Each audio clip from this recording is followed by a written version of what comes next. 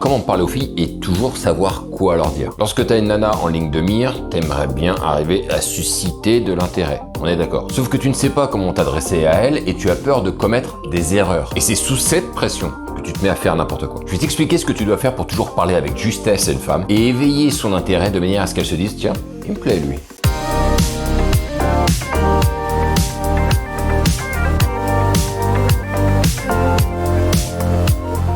Le problème qui revient très souvent, c'est de vouloir l'intéresser à tout prix. Et généralement, les hommes, et j'en ai fait partie, on va pas se mentir, on pense qu'il faut arriver à l'impressionner. On a tendance à être toujours d'accord avec elle ou trouver que tout ce qu'elle fait est génial. On est souvent prêt à faire toutes les pirouettes, toutes les cabrioles pour l'impressionner. La danse du lion, en quelque sorte. Alors qu'en réalité, c'est l'attitude la plus contre-productive qui soit. Mais bon, quand on n'a pas d'expérience, on ne sait pas. Si c'est la première fois que tu viens d'arriver sur cette chaîne, je m'appelle Brice, j'ai créé la chaîne La Séduction pour les Zéros pour aider tous les hommes qui ont vers la quarantaine, comme moi, qui ont peut-être soit perdu les codes de comment faire pour rencontrer des femmes, ou bien qui ne les ont tout simplement jamais eues et qui aimeraient bien à un moment donné pouvoir progresser et pouvoir rencontrer une femme qui leur plaît. Ici, on ne parle que de rencontres dans la vraie vie, dans la vie de tous les jours, en dehors des applications de rencontres. Ça fait une dizaine d'années maintenant que je me suis plongé dans le monde de la séduction en abordant en journée, en soirée, en bar, en club, et j'ai même été à l'étranger, aux États-Unis, pour me faire des petits stages personnels, intensifs. Moi aussi, j'ai eu du retard à l'allumage puisque j'ai eu ma première nana à 25 ans avec qui j'ai premier baiser et couché à 25 ans pour la première fois. Donc si je peux le faire, crois-moi que tu peux le faire. Et si le contenu de cette chaîne te plaît et si tu veux aider cette chaîne, abonne-toi, non pas pour forcément recevoir les vidéos, mais en tout cas pour donner de la force à cette chaîne. Et si tu veux aller plus loin et comprendre comment faire pour rencontrer des femmes dans la vraie vie comme moi je fais, va en description, tu trouveras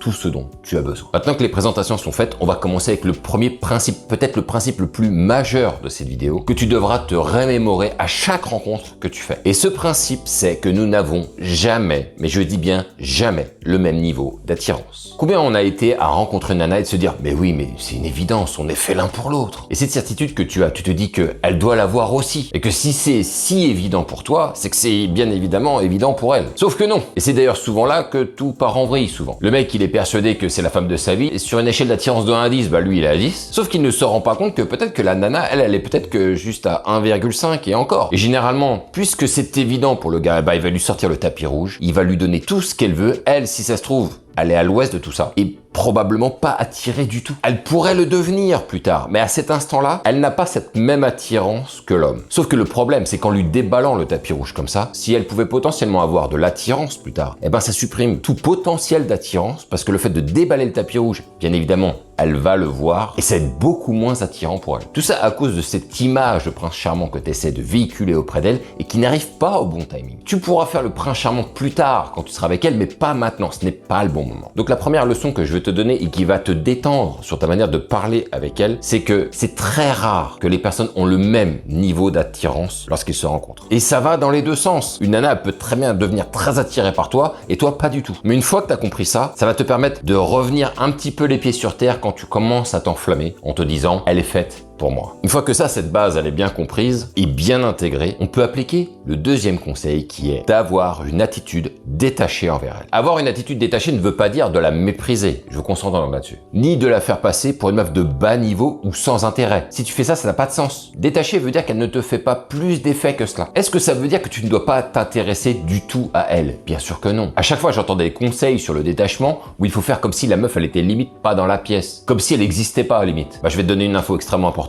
Si tu ignores une femme, elle va t'ignorer en retour. Au début, comme rien n'est acté, bah rien n'est joué. C'est pour ça qu'au début, il est préférable d'être à la frontière entre l'attitude du séducteur et le mec juste friendly. Friendly ne veut pas dire agir comme un poteau, c'est avoir une attitude amicale. Être amical permet d'avoir une certaine retenue, tout en s'intéressant à une personne sans pour autant la mettre au centre de sa vie. En d'autres termes, si tu es très attiré par elle, elle ne doit pas le sentir, mais juste sentir que tu as un petit intérêt de sympathie pour elle. Maintenant qu'on a parlé d'attitude, on va pouvoir aller plus loin, puisqu'il faudra ensuite lui montrer que tu t'intéresses à elle. Je sais qu'il y a beaucoup de mecs qui s'en foutent de la vie des autres, mais putain les gars, c'est important quand même. Tu devras donc lui poser des questions sur ce qu'elle fait dans sa vie. C'est quoi son but? Pourquoi elle a pris telle ou telle décision? Et ce genre de questions va lui donner le signal que tu veux en savoir un peu plus sur elle. Bien sûr, lorsqu'elle te répond, évite de dire des trucs du genre « Wow, génial! Wow, c'est incroyable ce que tu fais! Mais c'est super! Mais t'as tellement raison d'avoir fait ça. Moi, à ta place, j'aurais fait pareil. » Mais plutôt de réagir avec un peu de distance, un peu de nuance. Du genre « Ah ok, intéressant. Ok, pas mal. Et c'est quoi la suite? » Donc là, sur les derniers derniers exemples, c'est montrer que c'est intéressant, que tu es intéressé par ce qu'elle dit, sans pour autant s'enflammer, d'accord? L'effet de poser des questions profondes sur elle va lui donner clairement l'indication que tu t'intéresses à elle et que tu cherches à en savoir davantage la concernant, que tu es en train de gratter pour savoir qu'est-ce qui se trouve au fond, qui est-elle au fond. Et une fois que tu auras fait ça, il va falloir que tu lui montres ta valeur d'homme à ses yeux. Montrer sa valeur, c'est un peu souvent là que tout se joue quelque part. Parce qu'au moment où elle va te raconter quelque chose, il sera temps de rebondir sur ce qu'elle dit. Et comme tu le sais, je dis très souvent que lorsque tu es en conversation avec une nana, il faut qu'elle parle plus de toi parce qu'elle est en confiance. Et c'est là-dessus, j'y reviendrai pas. Sauf que pour en arriver à ça, au début, tu vas devoir beaucoup parler. Et je te le rappelle quand même, une conversation se fait à deux.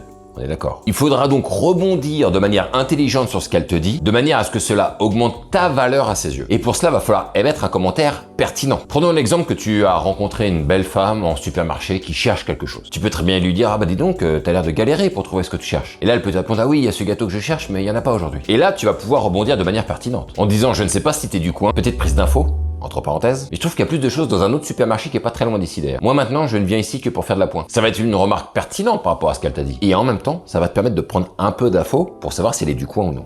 Et dans le même temps, ça va te donner déjà un peu de valeur. Celui du mec qui donne un bon conseil et qui a dû chercher à un moment donné une option supplémentaire, une meilleure option, parce qu'il a été déçu dans ce qu'il faisait. Ce qui veut dire que toi, dans ton histoire, dans ton storytelling, t'es pas resté bêtement dans le supermarché à faire des courses parce qu'il y a des produits qui manquaient. Donc t'as cherché une solution alternative pour trouver un endroit où tu pouvais trouver mieux. Ce qui veut dire que tu restes pas coincé sur un problème et que t'es débrouillard. Ça envoie des petits signaux insidieux comme ça, mais qui sont très importants. Et tu crois que ce genre de conversation paraît tout con, mais tu sous-estimes souvent la valeur que ça peut apporter aux yeux d'une femme, bien plus que de dire que t'es parti à Dubaï l'année dernière. Ensuite, il va falloir savoir manier aussi le storytelling et l'anecdote. Lorsque tu te mets à rebondir sur ce qu'elle dit, il est toujours intéressant de placer une petite histoire pour imager un petit peu ce que tu dis. Si je reprends le fil du supermarché en conseillant un autre endroit pour aller faire ses courses, au moment où tu as expliqué que tu as trouvé un autre supermarché qui était bien plus intéressant, tu peux très bien démarrer ton histoire en disant par exemple, ah oui non mais ce jour-là je me suis dit ça suffit. Et tu sais quoi, ça faisait 3 semaines de suite que je cherchais ce produit-là et ils en avaient jamais. Et un jour j'ai dû faire des petites courses en urgence et je suis tombé devant ce petit supermarché, je savais même pas qu'il existait. Et quand je suis rentré, putain mais dès l'entrée, il y avait le produit que je cherchais, mais un étalage plein. Et comme j'ai vu que tous les autres produits que je cherchais ils étaient là aussi, je me suis dit bah c'est terminé, maintenant je fais que mes courses là-bas. Ça c'est du storytelling les gars. C'est important de raconter des histoires les gars, parce que tu embarques la fille dans de l'imaginaire. Elle est en train de s'imaginer la scène. T'es en train de lui raconter une histoire, elle est là, te regarde, ah ouais d'accord. C'est une sorte d'aventure mentale que tu lui envoies directement. Et si tu mets le bon ton, tu mets de la vie dans tes mots, je peux te garantir, elle adorera écouter tes histoires, tes anecdotes ou je sais pas quoi. Et là, elle va avoir une petite lumière là qui va commencer à s'éclairer en disant, ouais, c'est intéressant lui. Et avant même que tu fasses une proposition de verre, elle se projettera déjà un petit peu en se disant, j'aimerais bien le revoir, j'aime bien la manière dont il raconte ses histoires, il est intéressant. À partir de là, si tu sais faire ça, si tu sais faire tous les trucs que je t'ai dit juste avant, je peux te garantir que la manière dont tu vas t'adresser aux femmes sera beaucoup plus simple. Ce sera beaucoup plus facile de savoir leur parler. Pour te résumer le tout, ne la mets pas sur un piédestal et mets-la à ton niveau. Je sais que parfois c'est compliqué, mais il faut absolument que tu la mettes à minima à ton niveau. Mais ne la rabaisse pas non plus. Reste friendly, amical, sans en faire trop non plus. Et intéresse-toi à elle sans en faire trop. Puis commence à être pertinent et place-toi en tant qu'homme intéressant à ses yeux. Et ensuite, fais-la vibrer, fais un peu de storytelling, raconte des anecdotes, raconte des histoires, fais-la voyager verbalement. Sur ce, on se retrouve pour une prochaine vidéo. Ne lâche rien et vive ce putain de game.